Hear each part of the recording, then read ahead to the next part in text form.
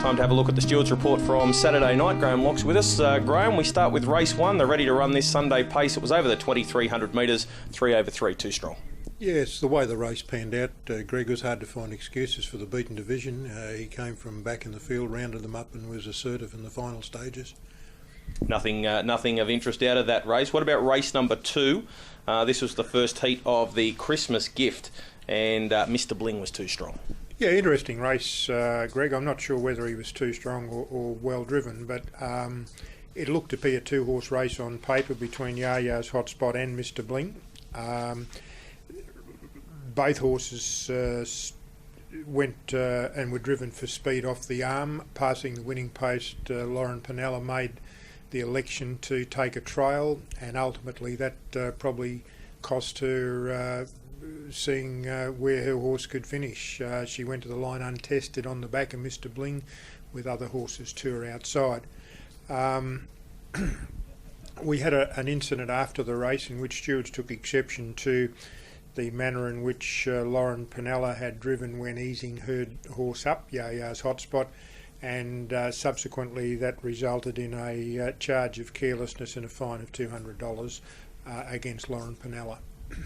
All right, what about race number 3? And Bertie Mack won this race, but I guess the big story, Bonaccord Gal, the short price favourite. Yes, made a mistake in the score up and subsequently had to chase for the start, and Brad Hewitt was of the opinion that ultimately that probably costed its chance in the race. He said that as a younger horse, earlier in its career, it could do a few things wrong, but of recent times it had been very consistent. The stewards did issue a warning in respect to Bonaccord Girl's manners in the score-up. Okay, what about race number 4? And this was Fernco Bobby G. Yeah, again, hard to find excuses. He was well driven, came from a sit back in the field with a rush and rounded them up. I think he did have one very good performance back in his first or second start here in New South Wales this preparation, where he was unlucky in a close finish, I think, from memory. But certainly there were horses expected to test him, and OIM, the one, of course, was the short price favourite. Probably a little disappointing on face value, however, hasn't had a great deal of experience in Menangle, has been racing against the class horses, the lower class horses in the country, so it'd be interesting to see if it can't improve on that effort. The stewards did examine OIM, the one, after the race, and there were no visible abnormalities. Race number 5, this was the Claimer, taken out by Livin' It, Lovin' It.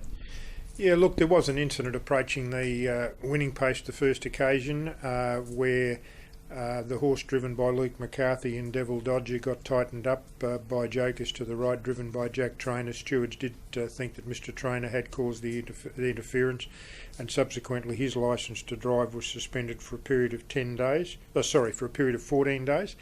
Jack Trainer drives in Western Australia on Friday night, representing New South Wales and the Young Drivers Challenge over there, and he'll then start a 14-day suspension. Okay, so what about race number 6? And this was the feature race of the night, the Chokin. It was a great race in the end, but Power of Red proved, Steve Turnbull's opinion of the horse is spot on. Yeah, look, I think it was a great spectacle. You've had the horse that I guess had the runs on the board in the metropolitan tracks and the interstate races, and also the international races with his starts in New Zealand, against a horse that, although he'd won 4 from 4, was to some people probably still an unknown quantity because we hadn't seen a lot of him at Menangle. I don't think there's any doubt in people's mind after Saturday night that he's a horse of some substance, and we look forward to following him. I guess Amanda Turnbull appeared to drive the horse very confidently, and the horse was too strong in the end. Race number 7, Arms of an Angel, ran the fastest last half ever at Menangle. Well, I think the thing that that's probably in itself not unexpected, Greg, but I think the thing that I'm surprised about was the ease in which he ran a first half. It wasn't spectacularly quick in my eyes, but then to be able to run the 53.5 coming home was certainly an indication of what outstanding quality this mare has, and given the fact that she's lightly raced in Australia, you'd expect that there's further improvement. Okay, and what about the last race? It was for the Trotters. Yeah, look, nothing really to report. As usual, the case here, the better horses managed to win. Probably a couple of little sidelights out of it. Jared Elchin's horse, Paris Pepperdale, looked to be surging into the race and likely to take a hand in the finish. Did lock up and break just at the point of the corner. Stewards looked at the incident and took no action. We considered it to be a racing incident. We did ask Luke McCarthy in regards to Flying Isa, was he disappointed with the performance? Essentially said that no, he wasn't, and his reasons for that was he thought that 2 starts ago when Flying Isa was successful, having been beaten by the stablemate at its previous start, he thought it had all the chances in the race, all the benefit of the race, the luck of the race, got away with a cheap sectional, etc., and the horse, when able to dictate, builds confidence and performs well. He feels now that as an older horse, the fact that the horse can't always dictate his own terms, the horse can be less than genuine, and he feels that that's what we saw from the horse on Saturday night.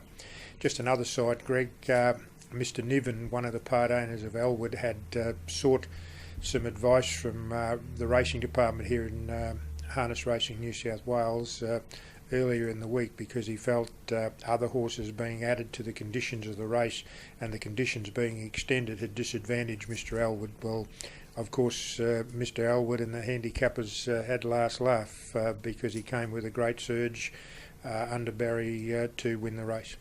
All right, Graham, so a pretty quiet night, really. Yeah, look, I think we had some very, very smart horses, Greg, in probably 4 of the races. They singled themselves out. We had relatively small fields, and fortunately the drivers generally behaved themselves. We'll catch up with you again next week. Thanks, Greg.